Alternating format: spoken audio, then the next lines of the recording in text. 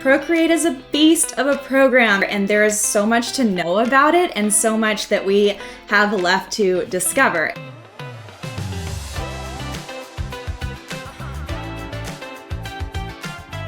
In this lesson, we are going to dive into your brushes interface. We're going to be able to edit things, particularly so that you can render the results that you so desire. Your brushes are obviously found in your brush area here. So you have your brushes, your blur, which is also same brushes you have access to, and your erasing brushes. In your regular brushes, that's where you're going to spend most of your time finding, exactly what you want to apply. We're going to go over everything inside of there. First, I will show you, so all of your brush sets will live on the left. All of your brushes within those sets will live in the right. And so this will toggle each of those open so you can see exactly what's going on. If you want to create a new set, you will just tap the plus symbol here. You can title it New Set. I have that as an example before. New set, and within there, if you select it, you can add new brushes. And this is what your brush interface will look like. We'll get into it in just a minute, but for now, that is how you will set that up. You can also import, and so surprisingly, it's not at the top, it's actually at the bottom. You'll see your imported brushes. That's not where you're going to actually import them. You'll open them in a file, wherever they might live. Let me show you an example. So what you're gonna do is go into that folder. You'll see, I have two in here. One's a sampler and one's an actual brush set, but I'll show you the full brush set. So this is all banners. Actually, that's kind of confusing. So I'm gonna show you actual brushes. Okay, so you'll see something that looks like this, and it's dot brush set. That's what you want. If it says dot brush, that's an individual brush. If you see dot brush set, that's like a folder brush set with brushes inside of it. So I'm just going to click the three dots right here, and I'm going to say open in. It's going to download that, and then open it in Procreate. So I'm just going to swipe through this section here, Procreate. So it's going to import to Procreate. You're not going to see anything right away. I must have done that accidentally. Okay, so then I go to my brushes. Rather than having it be under imported because it wasn't a single brush, it's going to be at the top. So don't let that confuse you, but you can now see I have my vintage texture brush right here, set, and you'll see all of those brushes that live inside of it. So it's really simple to import, and I'm gonna delete it because I already have it right here. So to delete a brush set, you're just going to tap and delete. And then it'll ask you to confirm. If you want to delete a regular brush, you can just go to a brush and swipe to the left and say delete. This is handy because it's also, let's say you have a brush that you like, but you want to apply a different kind of setting to it without ruining an original brush. You can create a second copy of it. So you can say I have 3 versions of my brush pen, and all that I need to do is swipe to the left and say duplicate, and then I can make adjustments according to it without affecting the original brush. And the difference between Procreate's original brushes, I made a little folder of my Procreate favorites because I don't really use a lot of these, but there are some that I love that I use, so I recommend doing that too. You can create duplicates of these by doing the same thing, but you can see where it says reset here. That is because, so you won't see that on regular brushes. So if I go to a different one, it'll let me delete it, but not reset it. So the difference between Procreate brushes and others is that instead of deleting them, if I make any sort of edits to this, so I'll show you what that, I'm not gonna do a whole lot. I'm just gonna move stuff around, and I say done. Okay, so that totally changed the studio pen. If I wanna reset it to its original settings, I'm gonna swipe to the left and say reset, and done. If I loved the edits I made though, I can always duplicate it, do it to this version, and then I can delete that one because it's the duplicate.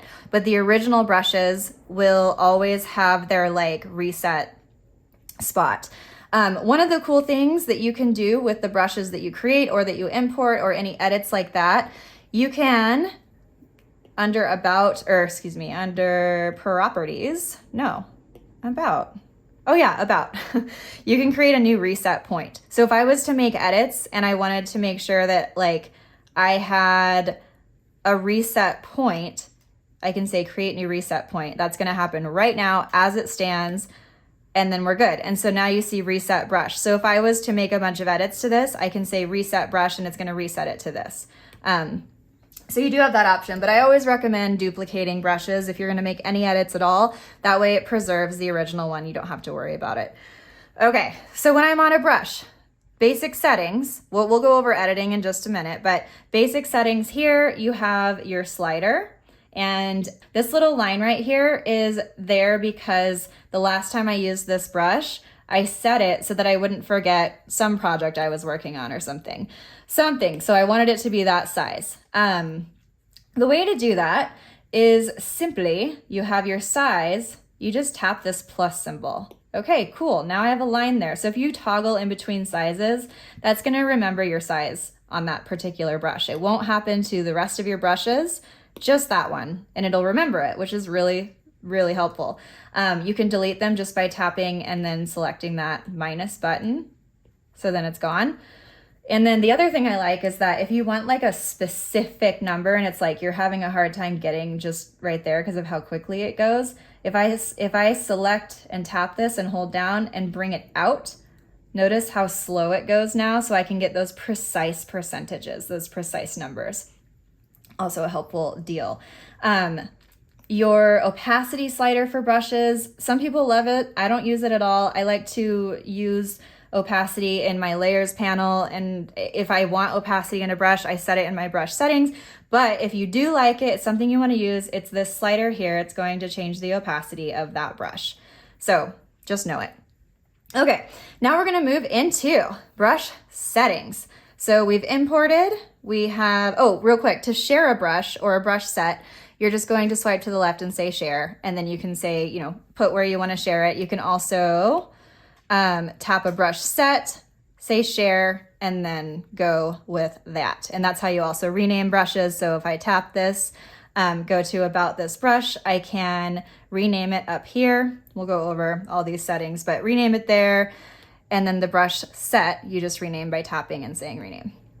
So let's move into what brushes are all about and how they come about and all the things that have to do with it. So I'm gonna choose, I think I'll just go to I'll do my ink scratch. That's a good one as an example. Now, I don't know if I'm gonna mess around with this, so just to be safe, I'm gonna duplicate it so I don't mess this one up. And then I'm gonna tap it to go into my brush studio is what it's called. This is my drawing pad. I can sample things here. I don't like to because to me, that looks nothing like how it comes out here. I mean, I guess a little bit. It just, for me, isn't my favorite. I don't know. It's good for like a quick test, but I don't really base anything off of it. Okay, so stroke. Okay, before we get into stroke, there's two main elements that make up your brush. That is your shape and your grain. So what the shape is basically if I was to take any pen or marker or whatever and just put it down on paper, that's the mark it would make. The grain is when you actually draw what texture, like what comes out, like does it have some opacity? Does it have some grit? Does it have rough edges? Well, edges is a different setting, but roughness on the inside of the stroke itself. So that is what shape is gonna, shape is going to be your dot, so you can see how that's coming about. And then grain is what's inside of that shape. Those are your two main elements.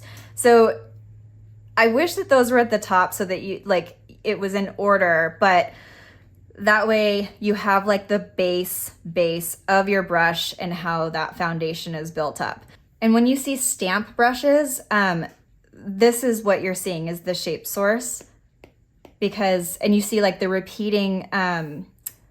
repeating brushes. So let me show you that real fast. If I was to create a new brush, I'm just gonna go to, I have this working folder, and I recommend creating a working folder. It's just gonna help so that you know, okay, I'm in the middle of this, nothing's actually done yet, but these are things I'm working on and I'm editing and playing as I go. So basically what I do is when I create a new brush, I use it and I use it and I use it until I'm really happy with it. And if I feel like there needs to be a tweak, I'll just go in and edit the tweak, but I'll be using it. And then when I feel really happy with it, that's when I make it an official, like, okay, this is a brush I'm ready to put into a brush set and build from there. But I have a working folder. Now, real quick, I also want to talk about organization just because I feel like it's gonna come up. So I have like my brush sets that are under my name. And then I have Lisa Glands, I have Lisa Bardot, I have Liz Kohler Brown, Trailhead. And you can see that they're technically in these folders. The folder icon is just to separate sections. And so if I click that, nothing's actually inside of it. All the brush sets are underneath, but that's just for my own like brain. So like these were the ones I imported from her, from Lisa Glands, but I create a new brush set. I just go to emojis and I go to folder, and then I select the folder icon. You see it popped up here. Go back to my keyboard. Come on. Okay, rename, go back to my keyboard, new set, category, whatever. And then you can see new sets are there. So I'll do this, new sets, plural. And then you can see new sets, boom, boom. And you can adjust these by dragging them wherever you want them to go.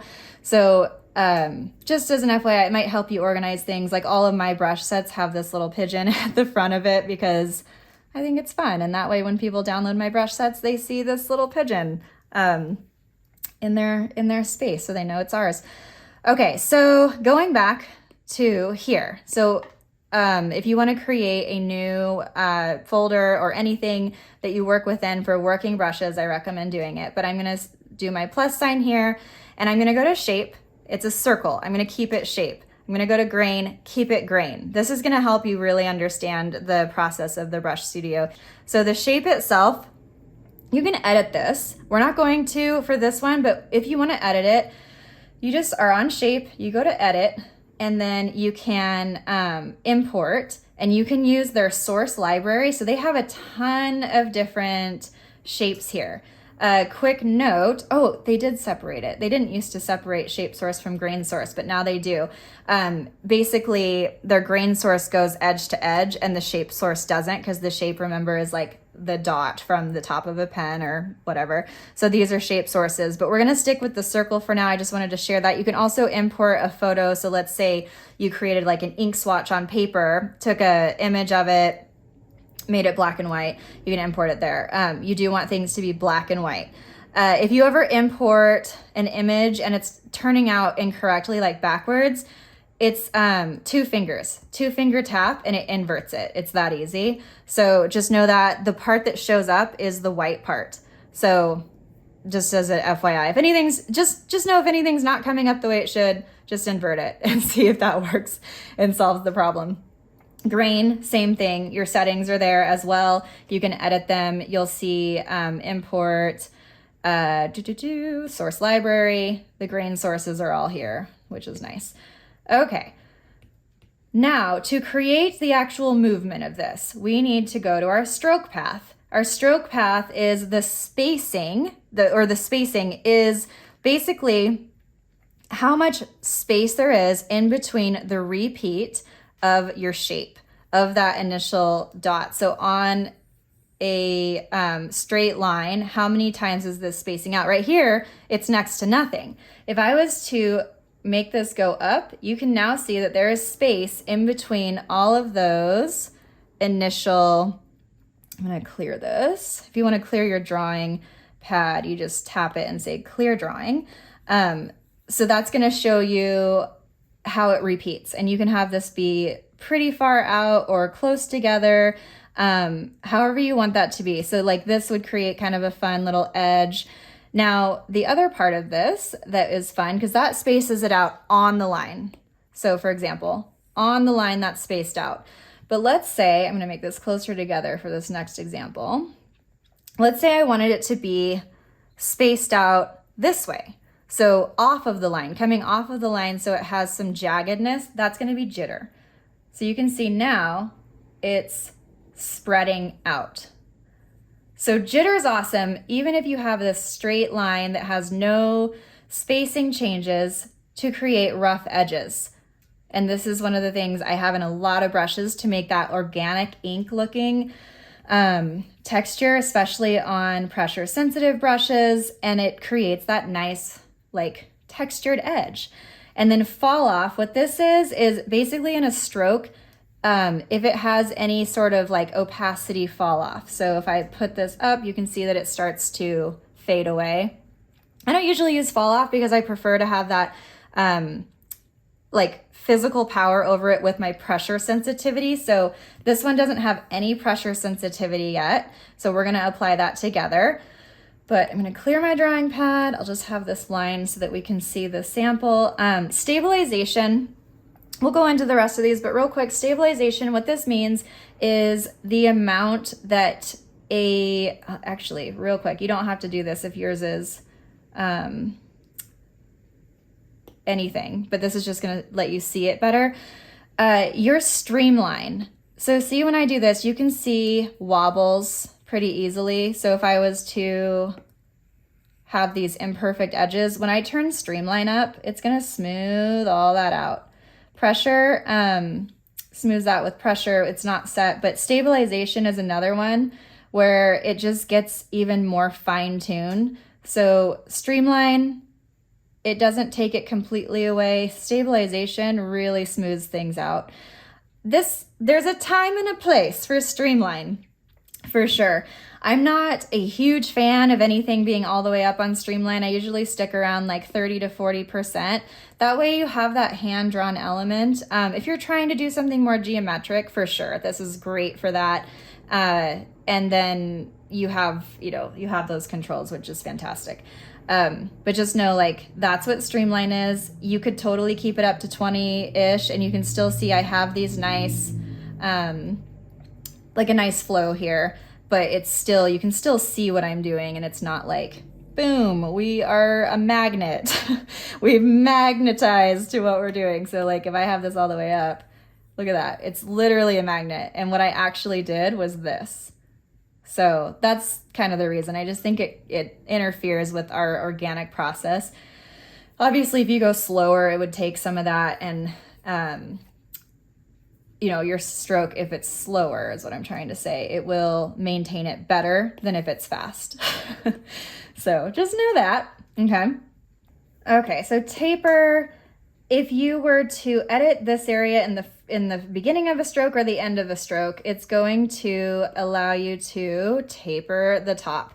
This is also something I prefer to do in my pressure controls rather than doing it automatically, because then no matter what, it's always there, and I don't always want that. Sometimes that will serve you depending on what you want to do.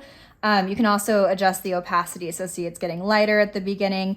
That's also something that you can control in your pressure. So I like to do it that way, but play around with this if it's something that sounds enticing. Okay, so let's go to shape. We'll go to that pressure, what I'm talking about, in just a bit, but shape has scatter. So this will apply more to when you have a brush. So I'm gonna go to one, duplicate it first, go to one that has more of something you'll see as an example when I do this. So shape, so the scatter, what that does, I'm gonna clear the drawing pad. If I was to just stamp down once, stamp down once, stamp down once, stamp down once, you can see that they're all in different directions. If I had this turned off, or if I had this, if I had both of these turned down, it would all come up exactly the way it's showing here. If I turn on scatter, it's going to disperse that. And then if I turn on rotation, it's gonna make it so that these are all coming up differently upon both the flow and the stamp, so that they're not all showing up the same. The count depends, like it just changes how much it's going to repeat the shape in one stroke. So if I do a ton of these, it's clearly very condensed. The count jitter, if it's on one, you're not gonna see a difference. If you have it on more than one, you're gonna see, you're gonna see how it can also jitter similar. That's gonna depend on the type of brush that you wanna use. In this case, let's say I wanna apply some, I'm gonna get rid of these texture layers right here, and then I'm gonna go to that main layer, create a layer. It's automatically a clipping mask because these two on top of it are, so that's what I wanna work on. Let's just say I go to a grain layer and make this a lot smaller. And I just wanna add some depth here. So I add this depth inside here. I'm not gonna make this too fancy because I just wanna give you an example. And let's say I want to adjust this brush because it's too powdery, you know? Even though I did make it that way on purpose, but let's just say in this case, I don't like how powdery it is. I want it to be more, just more, have more going on. So I can go into that brush and instead of editing it, I can just duplicate it and I can go in and make some adjustments here. So the first thing I think I want to do is increase the size of these specks. So to do that, I'm going to go to my properties and I'm going to change the minimum size and make that larger so that it isn't that low, right? And then I'm going to go into, let's just sample that real quick and see how that looks. Okay, so already that's better, more textured. One of the things that I will do, especially if a brush is larger like this and takes up more space, if it ends up getting someplace that I don't want it to go, for example, like up here, I'll just go in and just erase that spot. Remove it. Some of it isn't removing because I have another layer of grit on top of this, but just so you know, yeah. And then one of the things I love doing is in creases like this, if you make a nice sharp crease in between shading, it just kind of brings things to life a little more in a 3D way, which is really fun. So like here, I could do the same thing.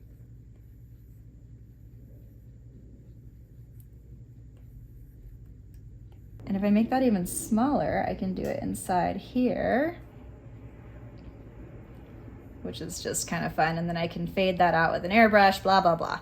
Okay, so that just creates that pretty effect. And then if we can decrease the opacity, we can change that to darken, color burn. Color burn won't do anything because it's black, but if we change it to like, you know, recolor and change it to like a green or yellow or something. See how that just kind of creates that natural element? It's just very fun.